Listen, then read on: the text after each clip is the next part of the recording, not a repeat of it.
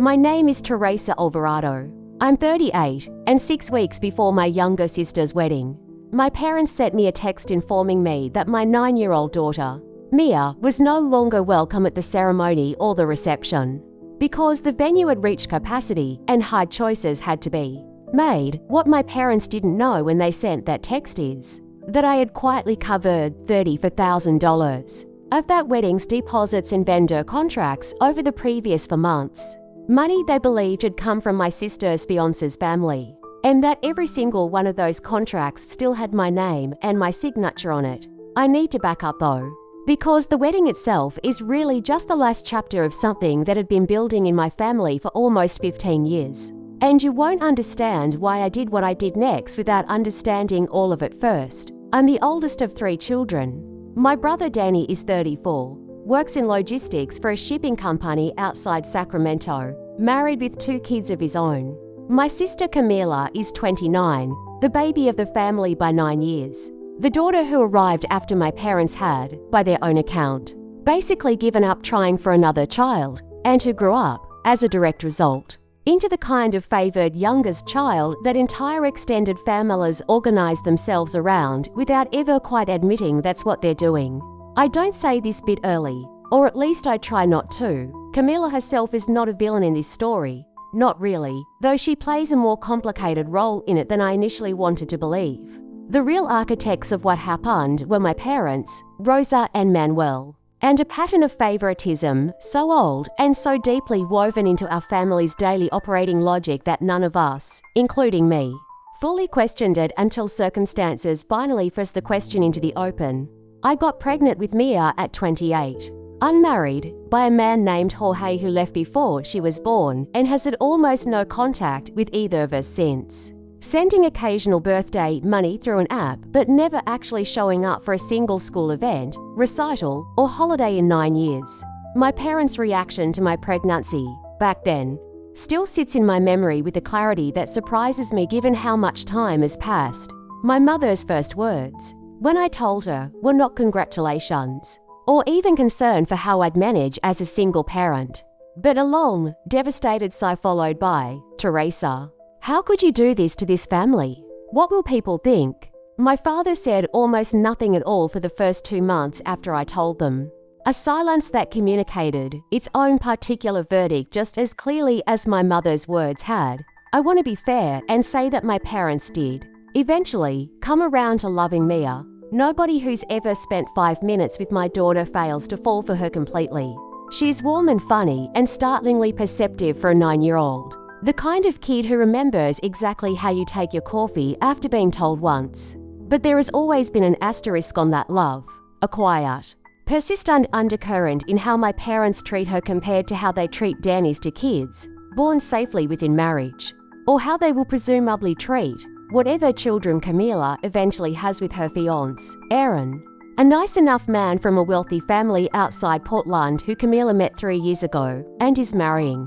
From what I can tell, at least partly because his family's money offered her and my parents both a level of comfort neither had ever quite had access to before. The financial reality of my family is a detail that matters enormously to what happened with this wedding, and I think it's worth explaining plainly, because without it, none of what I did later makes any sense. My father worked 30 years as a mid-level manager at a regional grocery chain before retiring on a modest pension.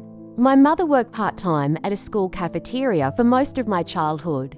They own their home outright now, after decades of careful, disciplined payments, but they have never had significant savings, never had the kind of money that could underwrite an elaborate wedding.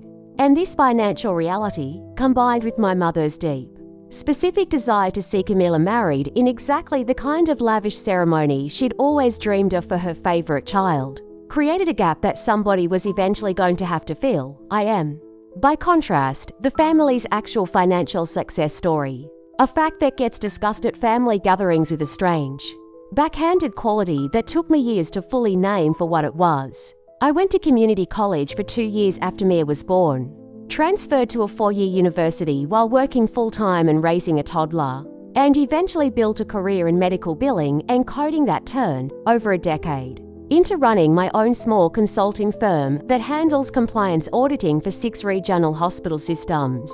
I make, this year, just over $190,000, own my house outright in a suburb outside Fresno, and have raised my daughter almost entirely on my own, without a single dollar of consistent support from her father, while somehow still managing to be, in my family's ongoing internal mythology, the one who made things hard for herself, rather than the one who actually built something real out of very difficult circumstances. Camilla's engagement to Aaron, when it happened 2 years ago, set off a wave of planning in my family that I watched unfold with a complicated mixture of genuine happiness for my sister and a slowly accumulating unease about exactly how this wedding was actually going to get paid for. My mother, from the very first planning conversation, made clear that she wanted Camilla to have the wedding she deserved, a phrase I heard so many times over those 2 years that I could recite it in my mother's exact cadence before she'd even finished the sentence. At a specific venue outside Sacramento, a converted vineyard property that books, even for a modest guest list, well over $60,000 once you account for catering, florals, the band, and the property rental fee itself. Aaron's family, it turned out over the course of the engagement, was not actually as bottomlessly wealthy as my parents had apparently assumed based on the nice house and the 2 cars and Aaron's job as a pharmaceutical sales rep. Comfortable. Certainly, solidly upper middle class, but not the kind of family prepared to simply write a $60,000 check for a wedding without genuine strain. A fact that became clear about 8 months into the engagement when Aaron's parents very politely, very carefully, explained that they'd budgeted $15,000 toward the wedding and felt that was a generous contribution given their own retirement planning needs. This left a gap of roughly $45,000 between what my parents wanted for Camilla's wedding and what anyone in the family, including Camilla and Aaron themselves, who both worked solid but unremarkable jobs, actually had the money to cover. I watched this gap become the subject of increasingly tense, increasingly circular family conversations over the following months, my mother suggesting a smaller venue, then rejecting every alternative venue Camilla researched as not good enough for her daughter's wedding. My father quietly worrying aloud about dipping into retirement savings he and my mother genuinely could not afford to touch.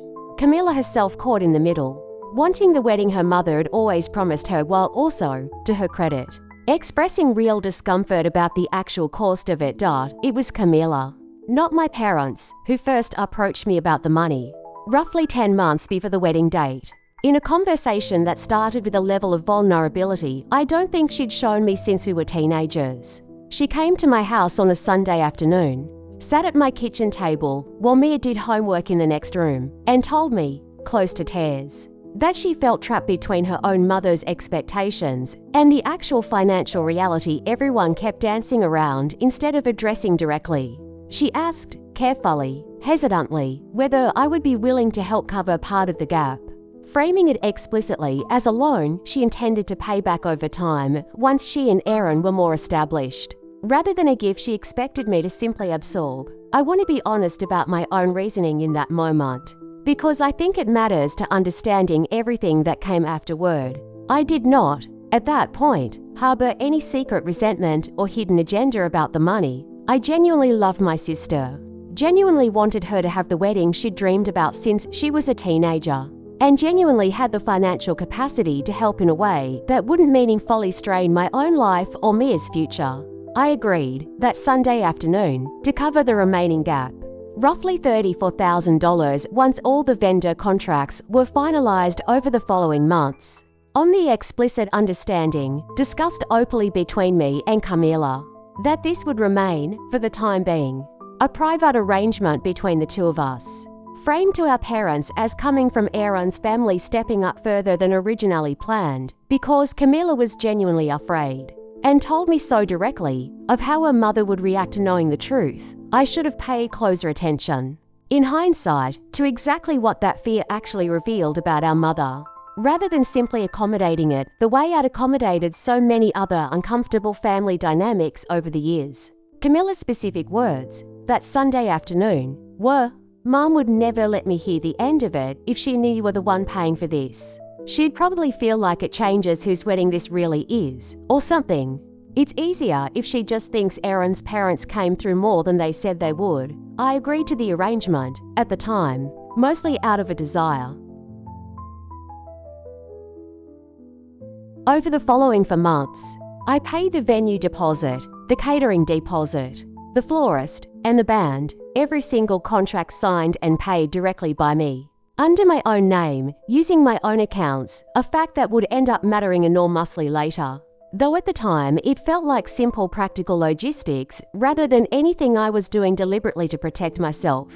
Camilla handled the communication with our parents, framing every payment milestone as coming from Aaron's family's generosity. And my parents, as far as I could tell, never once questioned this story. Never once wondered why a family who'd initially offered only $15,000 had apparently found tens of thousands more dollars over the following months.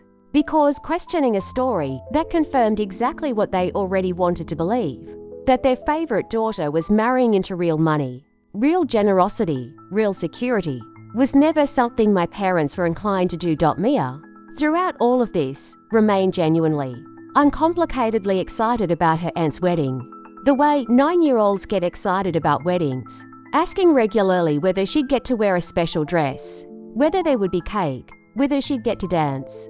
Camilla had asked her, over a year earlier, to be a junior bridesmaid, one of 2 flower girls alongside Aaron's young niece. And Mia had kept a countdown calendar on her bedroom wall for months, marking off days with a specific, careful excitement that broke my heart.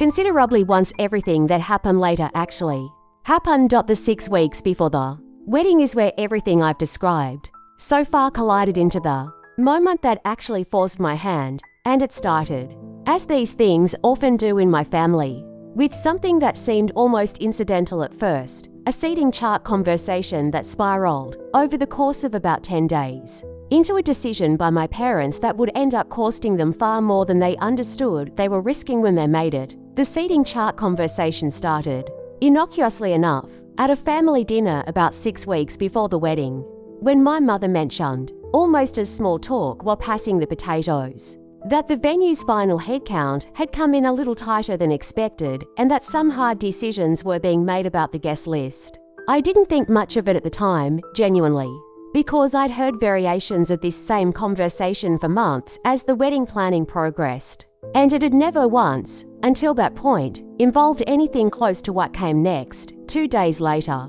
I got the text from my mother that I mentioned at the start of this story. I want to share the actual wording, because I've read it back to myself so many times since that I know it by heart, and because I think the specific phrasing matters to understanding exactly what my parents believed they were doing when they sent it. Teresa, we need to talk about the wedding guest list. The venue has a hard cap, and with Aaron's extended family plus ours, we're over. Camilla and I talked, and we think the best solution is that Mia sits this one out. She's young. She won't really remember it either way, and it lets us keep both sides of the family together without anyone else having to be cut. I know this isn't what you want to hear, but I hope you can understand we're trying to be fair to everyone. I sat with that text for a long time before responding, feeling something in my chest that I can only describe as a very specific, very old kind of hurt resurfacing. The same hurt from the sigh my mother had given when I told her I was pregnant 9 years earlier. The same quiet, persistent sense that Mia's place in this family had always come with an asterisk that Danny's children, or whatever children Camilla eventually had, would never have to carry. I called my mother rather than texting back, and the conversation that followed told me more about my family's actual priorities than almost anything that had happened in the previous 9 years combined. My mother's explanation, once I pressed her on the actual math of the guest list, revealed something that I don't think she fully realized she was revealing at the time. The hard cap at the venue was real, but the actual overflow wasn't coming from Aaron's extended family at all. It was coming from a decision my mother had made weeks earlier to invite roughly 15 additional guests from her own social circle, women from her church group and old neighbors she hadn't spoken to in years, people who had no real relationship with Camilla, but whose presence at the wedding would, I understood without my mother ever saying it directly, serve as a kind of social proof to my mother's own community that her family had made it, that her daughter was marrying into money and stability in a way my mother clearly wanted witnessed by as wide an audience as possible when I asked, directly, why Mia specifically was the one being cut, rather than any of these additional 15 guests my mother had added to the list herself. My mother's answer was the sentence I don't think I'll ever fully stop hearing in my head when I think about this whole period of my life. Teresa, it's different.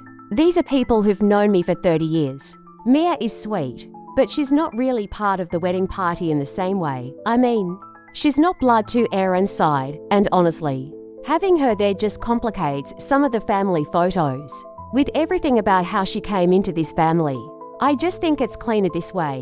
I want to sit with that phrase for a moment, because I think it's the actual heart of everything that happened afterward, everything about how she came into this family. 9 years of watching my daughter grow into a warm, curious, generous person. 9 years of parent-teacher conferences I attended alone. 9 years of being told, in 100 small ways, that her existence was something to be managed, rather than simply celebrated the way Danny's children's existence had always been celebrated without qualification, all of it distilled, finally, into one sentence about wedding photos being cleaner without her in them. I asked my mother whether Camila herself actually agreed with this decision, or whether it had been made entirely without her. And my mother's hesitation before answering told me everything I needed to know. Camila's stressed about a lot right now, Teresa. I don't think we need to put this on her, which I understood, correctly as it turned out, to mean that my mother had made this decision unilaterally and was now presenting it to me as a joint decision between herself and Camila in order to make it harder for me to push back without seeming like I was attacking my sister directly during wedding stress. A tactic I recognized, once I actually named it to myself, as exactly the kind of quiet manipulation my mother had used throughout my entire childhood to get her way while maintaining a story in which she was never actually the one making the difficult decisions. I called Camila directly that same evening, and the conversation confirmed what I'd already suspected.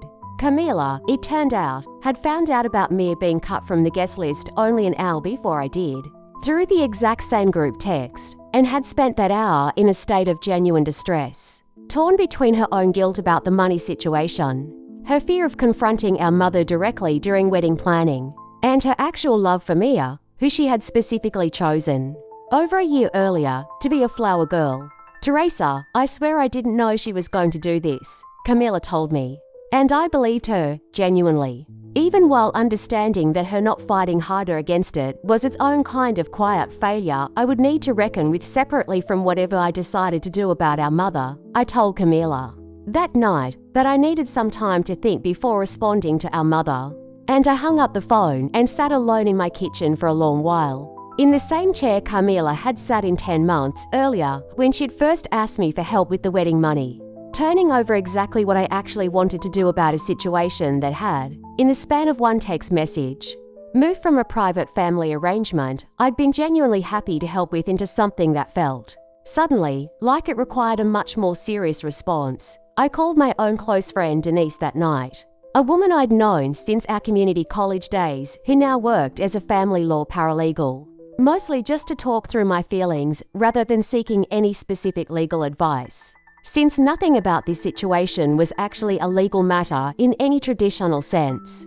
But it was Denise, listening to me lay out the entire timeline, the initial ask from Camila, the deliberate framing of the money as coming from Aaron's family, my own signature on every single vendor contract, who asked the question that actually reframed the entire situation for me. Teresa, wait. Every contract, every deposit, all of it is in your name. Not Camila's, not your parents', not Aaron's family's. I confirmed that it was, all of it, because Camila and I had simply set it up that way for convenience at the time, since I was the one actually making the payments, and it had seemed simplest to have the contracts reflect that directly rather than routing money through Camila's accounts first. Denise went quiet for a moment on the phone, and then said, in the careful, precise tone of someone who deals professionally with exactly this kind of situation, Teresa, do you understand what that actually means? You're not just the person who paid for this wedding. Legally, as far as every vendor is concerned, You are the client. The venue, the caterer, the florist, every single one of them has a contract with you. Not with your parents, not with Camila. If you wanted to, you could cancel every single one of those contracts tomorrow. And there would be nothing anyone else in your family could legally do to stop you. Because none of them are actually party to those agreements at all. I hadn't thought about the situation in those terms before that conversation. Genuinely, I'd simply been the person quietly writing checks and signing forms because it had been logistically easiest, without ever fully processing that this arrangement had, entirely by accident, given me a level of practical control over this wedding that my parents had absolutely no idea existed. I sat with that realization for a long time after hanging up with Denise, turning over exactly what I wanted to do with it, because I understood, even in that first moment of clarity, that having this kind of leverage and actually using it were two very different decisions, and that whatever I chose to do next was going to permanently reshape my relationship with my parents in ways I couldn't fully predict yet. I didn't respond to my mother's text for 3 full days, the longest I'd ever gone without responding to a direct message from her in my adult life. And I spent those 3 days doing something I don't think I'd ever actually done before in relation to my family. I made a genuinely careful, deliberate plan rather than simply reacting, in the moment out of hurt or anger, the way I usually did when my parents said something painful about Mia or about me. The first thing I did was call each of the 4 main vendors directly, the venue, the caterer, the florist, and the band, not to threaten cancellation. Not yet, but simply to confirm, quietly and factually, exactly what the cancellation policies and remaining payment schedules actually looked like at this 6-week mark before the wedding.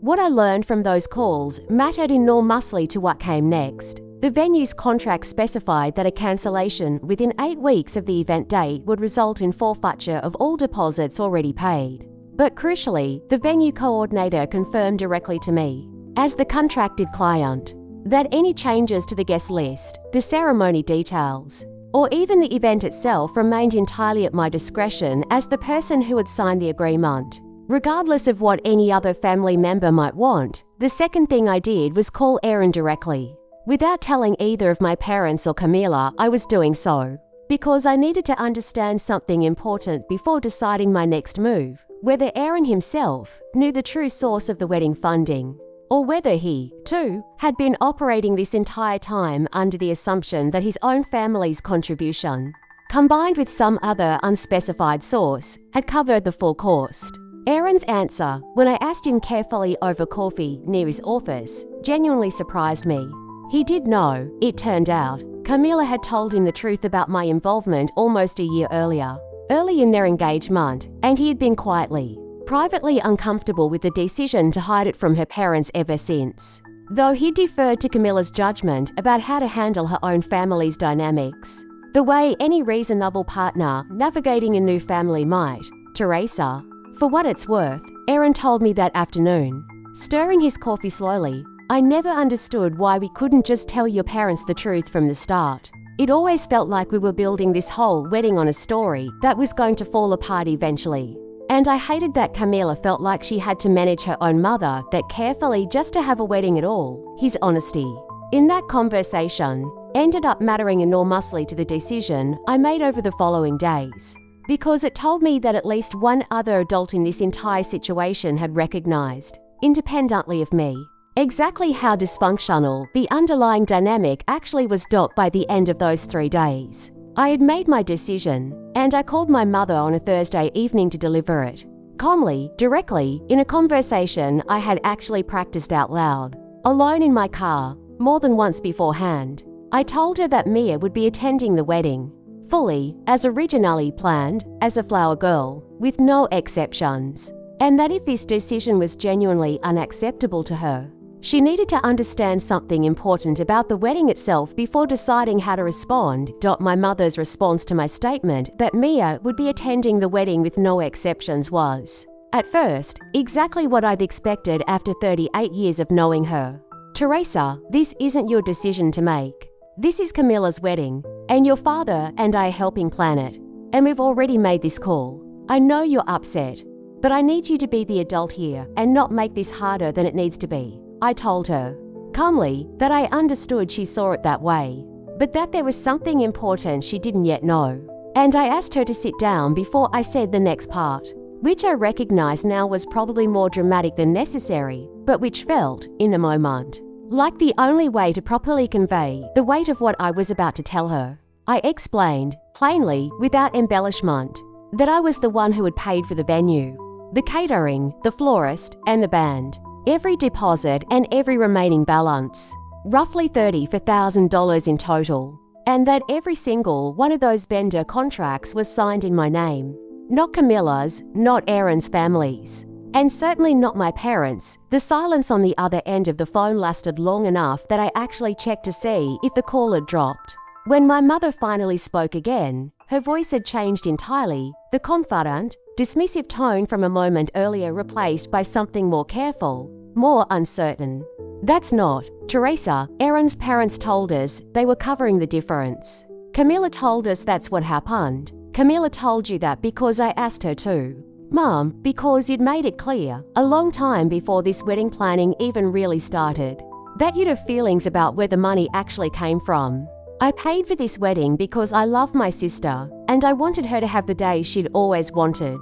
I didn't do it so that you could then turn around and decide my daughter, the granddaughter I've raised, entirely on my own for 9 years, doesn't get a place at the event I made possible. What followed was a conversation that I think revealed, more clearly than any other single moment in my adult life, exactly how my mother's mind actually worked when confronted with information that contradicted a story she'd built her own comfort around. She did not, in that first conversation, apologize.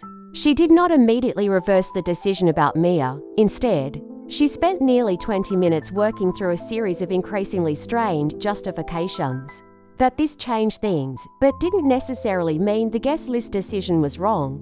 That perhaps we could find a different way to honor my contribution without it needing to affect the seating arrangement. That she needed time to process this new information before deciding what it actually meant. I want to be honest that I did not, in that first phone call, deliver any kind of ultimatum about the contracts themselves. I wasn't calling to threaten anything. I was calling, genuinely, hoping that simply knowing the truth about who had made this wedding financially possible would be enough, on its own, for my mother to reconsider a decision that I believed, and still believe, was cruel regardless of who had paid for anything. It was only when my mother, near the end of that first call, said something that made clear she genuinely did not yet understand the actual leverage I now held, that the conversation shifted into the direction it ultimately went. Teresa, I appreciate what you did for the wedding, I really do, and we'll figure out some way to thank you properly. But the guest list decision has already been communicated to the venue. It's done. I don't think it's fair to Camilla to reopen this now. 6 weeks out, over hurt feelings, I told my mother. Then, as calmly as I could manage, that the guest list had not, in fact, been finalized with the venue at all, because the venue's only contract was with me, and that no changes of any kind, to the guest count, to the ceremony structure, to anything, could actually be processed without my authorization as the signed client of record. I told her I'd confirmed this directly with the venue coordinator 3 days earlier.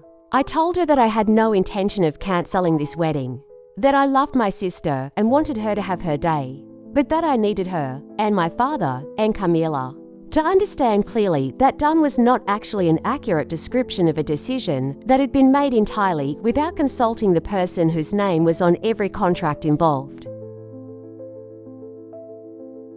My mother's response to this information was not the immediate capitulation I think a more self-aware person might have offered in that moment. Instead, she asked me, her voice tight with something between anger and genuine fear, "Are you threatening to cancel your sister's wedding, Teresa?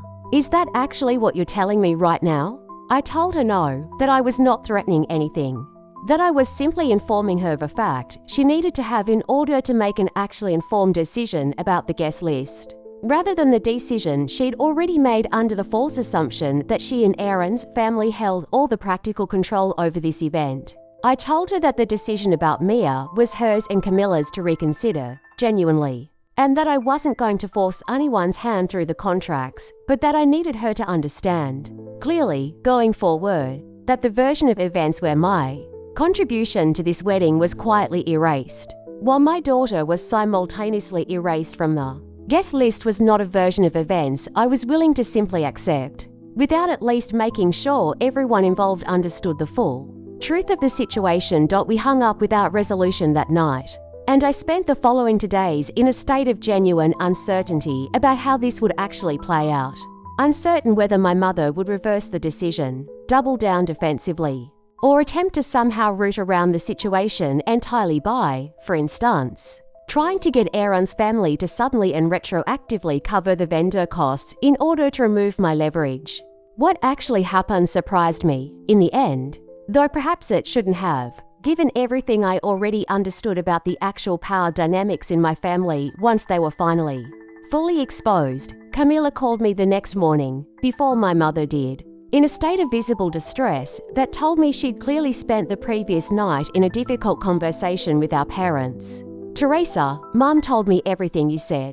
I need you to know, I had no idea how bad this looked until she told me you paid for literally everything, not just some of it. I feel sick about this. I should have just told her the truth from the beginning instead of letting you carry this secret for me." I told Camilla that I appreciated her saying that, but that my actual concern wasn't about credit or acknowledgement for the money. It was entirely about Mia. About a 9-year-old girl who had been counting down the days on a calendar in her bedroom for over a year, who had no idea any of this adult conflict was even happening, and who deserved better than to have her place in this family treated as a negotiable line item on a seating chart. Camilla, to her genuine credit, agreed immediately and completely, and told me that she had already told our mother, the previous night, that she wanted Mia at the wedding regardless of any other consideration, and that if our mother wasn't willing to accommodate that, Camilla herself would find a way to make it work, even without our mother's cooperation. It was my father, not my mother, who called me later that same afternoon, which surprised me, since my father had said almost nothing directly to me throughout this entire conflict, historically deferring to my mother on essentially all family social decisions, the way he had for as long as I could remember. His call, though brief, told me something important about how the previous night's family conversation had actually gone. "Teresa," he said, his voice heavier than I was used to hearing it, "your mother told me what you told her. I want you to know, I didn't know about the money either. I thought Aaron's parents had really stepped up. I'm sorry, Mia. This wasn't right, what we did to Mia. I should have asked more questions before agreeing to any of it." I asked my father directly whether this meant the guest list decision was actually being reversed, and he confirmed that it was. Mia would be attending the wedding as originally planned, as a flower girl, with no further discussion needed. I asked him, too, gently, whether he understood why this had hurt me so specifically, beyond just the practical unfairness of it, and my father, in one of the more emotionally direct conversations I think we'd ever had in our entire relationship, admitted something that I think mattered enormously to how I felt about the following months. "I think your mother and I've always treated Mia a little differently, without really meaning to, or maybe meaning to more than we wanted to admit to ourselves. It's not fair to her. It was never fair to her. I'm sorry it took something like this for me to actually say that out loud. I want to be honest that this conversation with my father, brief as it was, moved me more than almost anything else that happened during this entire period. Precisely because it was the first time in 9 years that either of my parents had directly acknowledged the pattern, rather than simply denying it existed whenever I'd raised it in the past. My mother's own reckoning with the situation took considerably longer and was considerably less direct, and it is the slower, messier resolution with her over the following months that I think matters most to actually understanding what changed in my family after this wedding, rather than the relatively quick reversal of the guest list decision itself. My mother did not call me in the days immediately following that conversation with my father, and I let the silence sit, rather than chasing after her the way I'd instinctively done for most of my life whenever tension arose between us. I spent that time instead focused on Mia, who had no idea any of this had happened, and who continued crossing off days on her bedroom calendar with the same uncomplicated excitement she'd had for over a year. A fact that made me even more certain I'd made the right decision. Regardless of how the rest of it played out with my parents, my mother finally called 9 days later, on a Sunday evening. And the conversation that followed was different from anything I think we'd ever actually had before in 38 years. She didn't open with an apology. Exactly, that still wasn't quite in her nature, even now. But she opened with something adjacent to one, which for her represented genuine movement. "Teresa, I've been thinking a lot about what you said, and about what your father told me he said to you. I don't think I've been fair to Mia. I don't think I've been fair to you either, if I'm honest." Going back a lot further than this wedding, I asked her carefully what specifically she meant by that. Because I'd waited 9 years for some version of this conversation, and I wanted to understand exactly how far she was actually willing to go with it. What followed was the closest thing to genuine self-examination I'd ever heard from my mother. Though it came, as these things often do with people who've spent a lifetime avoiding this kind of reflection, in halting, imperfect pieces rather than one clean confession. She talked about her own mother, my grandmother, a woman who had been, by my mother's own account, deeply concerned with appearances and social standing in her own tight-knit community, and about how my mother had absorbed, without ever fully examining it, a similar anxiety about what other people would think of our family, an anxiety that had apparently attached itself, over the years, specifically to the circumstances of Mia's birth in a way my mother admitted, for the first time, she had never fully reckoned with. I think some part of me has always felt like Mia's existence reflected badly on this family, on how we raised you, on what people at church might think, my mother said, her voice unsteady in a way I genuinely never heard from her before. And I've taken that out on both of you in small ways for 9 years without ever calling it what it actually was. I'm ashamed of that, Teresa. I don't have a good excuse for it. I want to be honest that this conversation did not, on its own, fully repair 9 years of accumulated hurt. And I don't think it would be truthful to present it as some clean, complete turning point the way a titty version of this story might. I told my mother, that evening, that I appreciated her saying this, genuinely, but that I needed to see it reflected in how she actually treated me going forward, not just in one honest phone call. The same way I imagine anyone in a similar position would need to see sustained change, rather than a single moment of vulnerability. My mother agreed and asked, somewhat tentatively, whether she could start by calling Mia directly to personally apologize for any confusion about the wedding, framed in an age-appropriate way that wouldn't burden a 9-year-old with the full weight of adult family dysfunction. I agreed to that, cautiously, and sat nearby while my mother had a short, careful conversation with her granddaughter about how excited she was to see her at the wedding as a flower girl, a conversation that Mia, blessedly unaware of everything that had actually happened behind the scenes, received with simple, uncomplicated delight. The wedding itself, 6 weeks later, went forward almost exactly as originally planned, at the Vineyard venue outside Sacramento, with Mia in her flower girl dress, walking down the aisle alongside Aaron's young niece with the specific, serious concentration 9-year-olds bring to tasks they consider enormously important. I want to tell you I felt nothing but pure joy watching that moment, and mostly I did. Watching my daughter do something she'd been looking forward to for over a year. Watching my sister marry a man who, whatever else was true about his own family's contribution to the day, had shown more honesty about the actual situation than either of my parents had managed for most of the previous decade. But I'd be lying if I said the day was entirely uncomplicated. My mother, throughout the reception, made a visible, somewhat over-corrected effort to include Mia in every photo, to introduce her enthusiastically to the 15 church friends and old neighbours whose invitations had originally been the actual source of the guest list overflow, in a way that felt, at moments, less like genuine warmth and more like a woman performing correction for an audience. The same instinct for managing appearances that had caused the original problem now simply redirected towards solving it publicly rather than privately. I noticed it and said nothing about it that day, choosing instead to let the wedding itself be about Camila and Aaron, rather than about the family dynamics still working.